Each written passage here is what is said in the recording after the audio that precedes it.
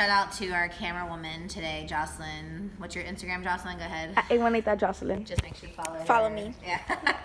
So once you have your glue ready, you want to test to make sure it's nice and milky. I kind of discovered that I mixed it a little bit wrong. So if you go to dip your paper in and it looks too watery, make sure you let me know if I need to add more. Because the ratio is supposed to be half glue, half water. So I'm gonna fix these ones, but we wanna make sure that if it does look separated like this, you need to stir it or mix it.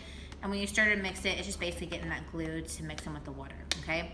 So now you can see I've already done a few pieces on Jocelyn's paper project. And so what you're gonna do is just take a little bit of paper, make sure you do a tiny little piece, dip that sucker all the way in, and then you wanna squeegee it. So for those kids who have sensory issues, you don't like getting dirty, sorry, this project's gonna be a little hard.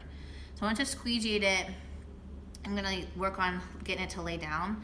It's not always gonna be perfect. You're gonna have to spend a little time but making sure it lays flat, because if you don't, when you come to paint it, you're gonna hate your life, okay?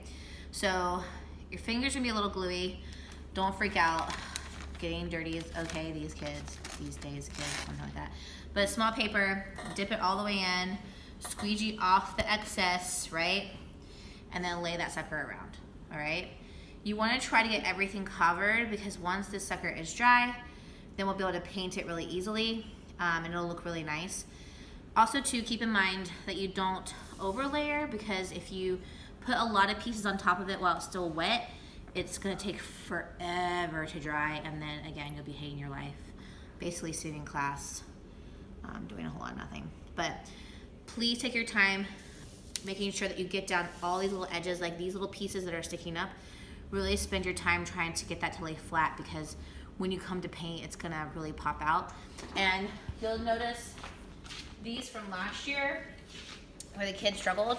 See how like they didn't get that flat, and then it all sticks up, and when it hardens, it really sucks. Like, see how the bottom, they didn't finish that correctly? It really brings down your grade. So the whole goal of today is to work with really tiny pieces, no bigger than like your thumb, if not, dip, squeegee, in other words, get the excess, and then layer, okay? Making sure that you really smooth it down, okay? That's our goal for today. Cleanup time.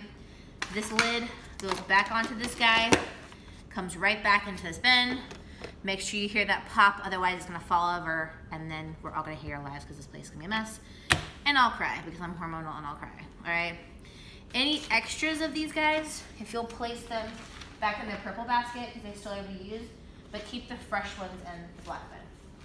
If we run out of newspaper, you can use this to paper mache. It's just the newspaper is a little easier. All right, kids, let's get to it.